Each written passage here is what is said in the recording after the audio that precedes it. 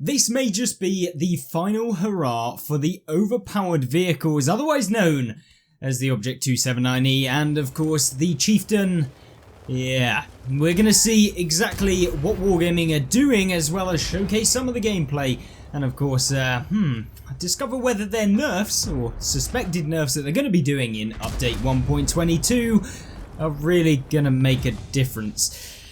Yeah, anyway, moving forward, we do have a game in the Object 279E first on, of course, our favourite map, Redshire, and this is a pretty good result, but it's mainly about one of the most unbalanced features of the Object 279E, its armour.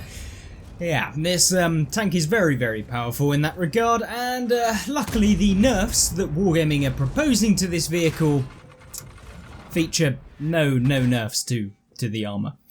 Just nerfs to its hit points pool. They are bringing it down by 100 hit points. Wow, I'm sure it's going to make a world of difference to this vehicle. However, what they are actually doing is reducing the reload time of this tank so that it is no longer 10.5 seconds, but in fact 11.5 seconds. So you've got about a 10% reduction in your DPM, which is pretty decent. I mean, this tank is no longer going to be able to plow its way through you as quickly as it's going to do afterwards, or after the update, if this even in fact makes it to the live server, as this is just the super test for update 1.22. And if you have any things that you think Wargaming should be doing to this tank, leave them in the comment section down below, as I'm very interested to see your opinions on what the 279E could be balanced with, if it even needs the balancing. I mean, you'll probably be in the minority in that camp, but at least we'll be able to see what this tank,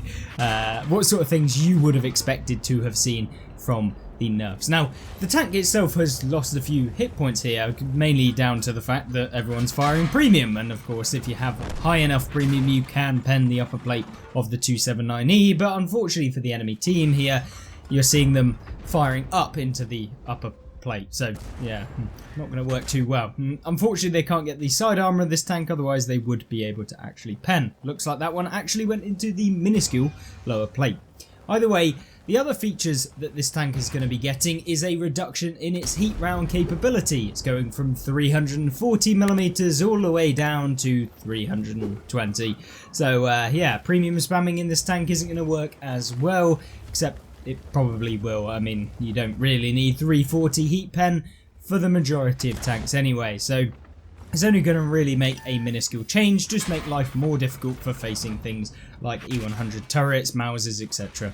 But yeah, overall, still not a massive change.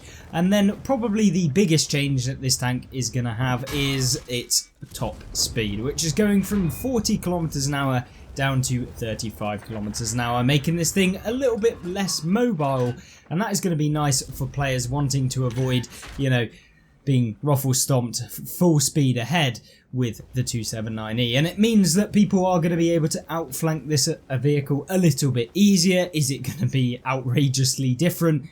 Probably not, but at the end of the day, at least it is some form of nerf to this vehicle that has been plaguing this game for some period of time, and it's just more of an annoying tank, to be honest. I think this tank is maybe, I'm not going to say overpowered, if that makes sense. People rating this tank as if it is like god tier. It can be penned, it can be taken out, and I don't think that this is the worst of the two between this and the Chieftain, but I think it definitely is almost broken in its sense that you genuinely, unless you have high penetration, tier 10, essentially, you can't pen this tank from the front unless you hit the cupola, which is a very slim shot. I mean, you can see here just how slim a shot it is, and if it's using gun depression at all, it's even more annoying.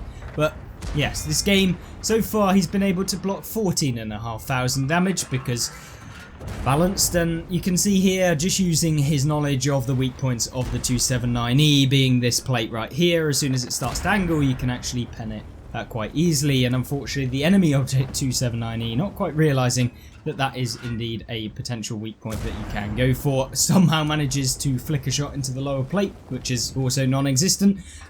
Yeah, getting very lucky in terms of how this game's going, but with 7,000 damage done and 15k blocked, I'd be pretty happy as well, and maybe one of the reasons why this tank needs a little bit of a nerf, considering he's basically been the only one on this flank holding it down and been ruffle stomping the opponent. So the 279E, are the buffs warranted in the first place? Do you think it's going to change a whole lot about this tank?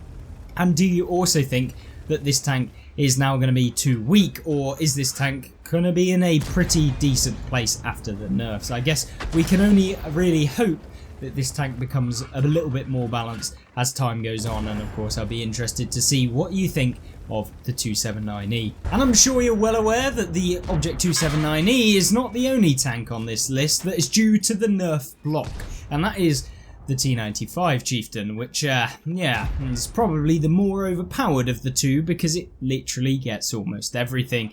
And we're going to see a pretty decent game by all standards of measurement in this one, but if you have been enjoying this video so far and you want to see some more, then feel free to subscribe to the channel, as it will massively help me out, and hopefully I can help you out by giving you some tips, some guides and some gameplay, and hopefully you'll enjoy it. But more importantly, what has happened to this vehicle? Well, this vehicle probably got the worst nerfs out of the two, mainly down to the fact that this tank is probably more overpowered. And the first nerf that it did get, or at least the first one that we have on the list, is the top speed nerf, going from 46 kilometers an hour down to 40 kilometers an hour. So no longer can you charge into position as fast as you originally could. And that means that getting into an early game position where you can find yourself hold down in a tank like this is going to be a little bit harder. Is it going to be impossible? No, 40 kilometers an hour is still pretty decent, and I mean you are still infinitely faster than the mouse, but it's still not particularly great, and I'm sure Chieftain players are probably crying out there thinking, oh no, my tank's finally been nerfed. But yeah, luckily we do actually get these nerfs, or at least hopefully. And ideally we'll be seeing some other nerfs to vehicles that are kind of overpowered, maybe even some of the premiums, but yeah, we all know the BZ is staying exactly where it is in its lovely little nest of toxicity. But either way, the whole traverse speed of this tank is also going down. It's going down by 5 degrees, which is, by percentage-wise, the worst out of all of the nerfs that this tank is supposedly receiving. And that means it's going down from 33 degrees a second whole traverse to 28 degrees, which gives it a roughly like 20 to 25% decrease in whole traverse speed, which means this tank is going to be a little bit more difficult to deal with some of the faster vehicles that are going to be trying to flank it, along with the fact that you couple it with that top speed nerf. Yeah, it's going to be a little bit more and a little less flexible than people probably like. But either way, it's still able to do things like this, because remember, the armor model of this tank is not changing either. And yeah, it was mainly the armor that was the problem with both the 279E and the Chieftain, because of the fact that you just had armor, turrets, and just, yeah, pretty decent guns. But talking about guns, this tank, similarly to the 279E, is also getting a nerf to its gun reload, going from 10.5 to 12 seconds, which is actually a nerf to its DPM by about 15%, so pretty sizable, to be honest. And that's kind of going to make it a little bit more, well, some of the other heavy tanks from the British line, a little bit more competitive when it comes to playing up against this thing, considering how much armor and how effective this tank is at getting into that hold down meta. So it's always good to see that, and that's very, very nice indeed.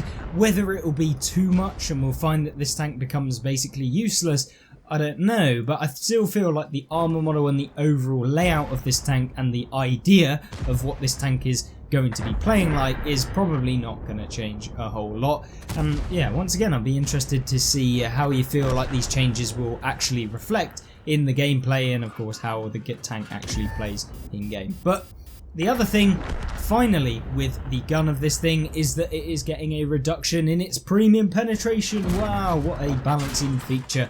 It's going from 322mm on its premium down to 311. So, I mean, it's going to be a negative, but is it going to be a massive negative? Probably not. And I think that that is probably the least effective change that Wargaming are making. But you can see here in this game a nice little 4,500 damage blocked in this tank, and also having dealt 7,000 damage. So pretty decent result so far. And that's kind of what this tank is all about. It's just getting hull down, causing a ton of damage, being a nuisance, being able to really lock down positions and flanks, and like the 279E, and just generally be annoying for literally everyone you're playing up against. And it's why this tank has probably been hated by so many of the enemy teams, and of course you guys who are probably watching this vehicle and having to have played up against this thing.